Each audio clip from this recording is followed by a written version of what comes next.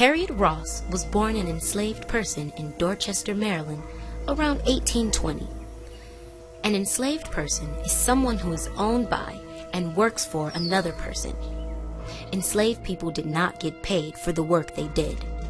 They were bought and sold, just like property. When Harriet was born, slavery had existed in America for about 200 years. Hundreds of thousands of Africans were taken from their homes in Africa. After being captured, they were chained, put on ships, and brought to America. But people's views on slavery were beginning to change. Many people believed that slavery was wrong. The states in the North began to put limits on slavery. Also, in the Northern economy, manufacturing was much more important. Immigrant men and women worked in factories. The Northern economy did not depend on enslaved workers. In the Southern states, however, things were different. Cotton was an important crop in the South. It took lots of workers to grow and harvest cotton. Enslaved people provided the manpower to get the work done. Slavery was important to the plantation owners and the Southern economy. Most Southerners didn't want slavery to end.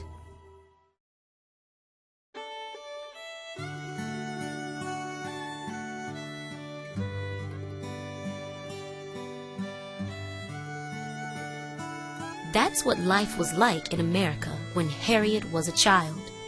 She lived in a small one-room cabin with her mom, dad, and 9 brothers and sisters. Harriet and her entire family worked on a plantation or large farm.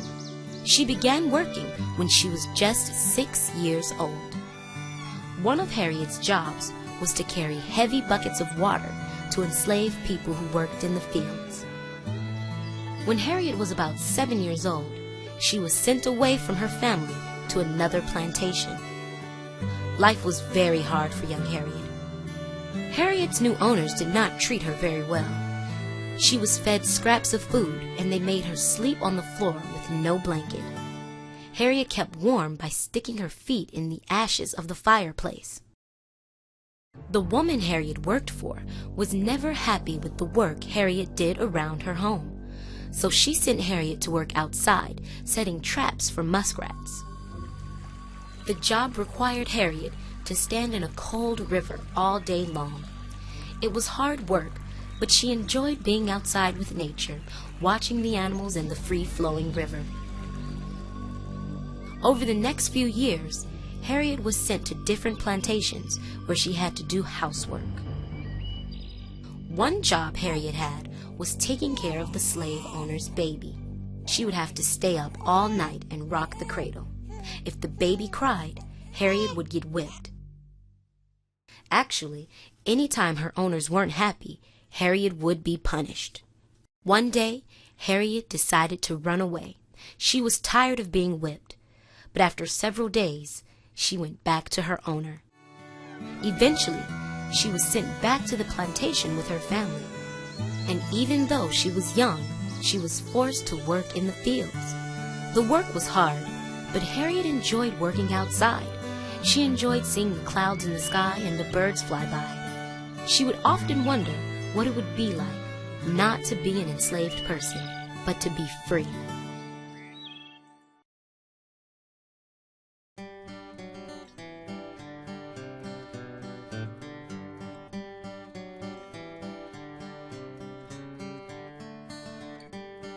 Other African American enslaved people dreamed of freedom too, and many tried to escape slavery, but few made it. They were either captured or killed.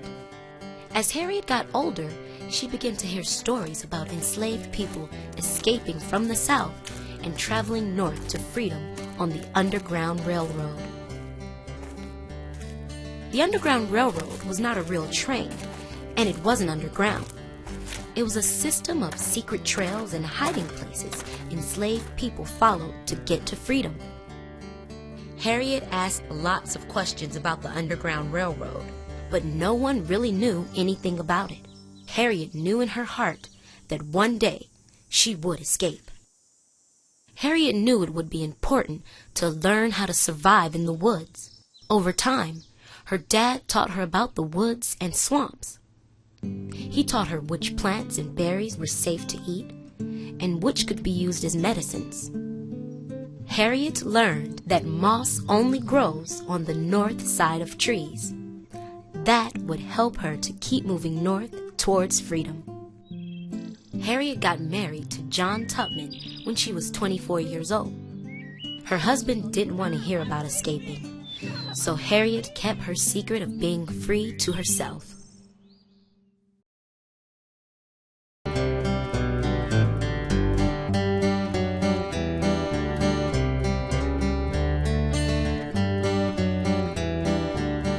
One day, while working in the fields, a woman who opposed slavery gave Harriet a piece of paper with the name and address of someone who could help her escape to the north, where she would be free. The piece of paper was Harriet's ticket to the Underground Railroad. That night, Harriet wrapped up some food and took off to find the first conductor on the Underground Railroad. Conductors were people who supplied the passengers or enslaved people with maps and other things they would need for their journey north. Harriet would have to travel to several railroad stations. Stations were a series of homes, barns, and churches where the enslaved people could hide. People who ran the stations were called station masters. The journey was very secret and very dangerous. Slave owners sometimes hired slave catchers to track down runaways and bring them back. Plus, anyone caught helping an enslaved person escape could be beaten or killed. The journey for Harriet was long and hard. She would have to travel 90 miles north to the Mason-Dixon line. The Mason-Dixon line was the boundary line between Virginia and Pennsylvania. Along the way, Harriet met several station masters and conductors. They disguised her, hid her, gave her food and clothing, and helped on her dangerous journey north. The last station master gave Harriet a piece of paper with the word Pennsylvania written on it. Harriet couldn't read, but he told her to look for a sign with the same letters written on it. When she arrived there, she would be free. Harriet took off into the woods towards Pennsylvania, but before she got there, she once again heard horses and bloodhounds. Slave catchers were in the area. Harriet hid quietly and waited for them to leave. Soon after, she found the sign that said Pennsylvania. Harriet Tubman had made it to freedom.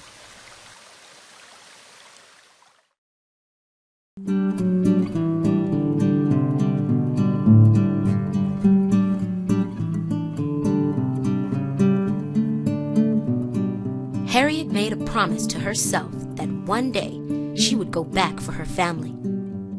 Between the years 1850 and 1861, Harriet made 19 trips back down south. She had to sneak all the way down and all the way back. Over the years, she helped over 300 enslaved people to freedom. She became one of the greatest conductors of the Underground Railroad. By 1861, tensions between the North and South became so great that both sides went to war. It was known as the Civil War. Harriet became a nurse, spy, and a scout for the Union Army of the North. During the war, President Abraham Lincoln signed the Emancipation Proclamation, which set all enslaved people free. Harriet's dream of freedom for herself and all enslaved people became a reality after the Civil War ended in 1865. Harriet Tubman settled in Auburn, New York. She continued to speak out for freedom. She also began a home and provided health care for old and sick elderly enslaved people until she passed away in 1913. Harriet was a true American hero who fought for freedom and civil rights her entire life, and through her courageous actions helped to bring down the system of slavery in the United States.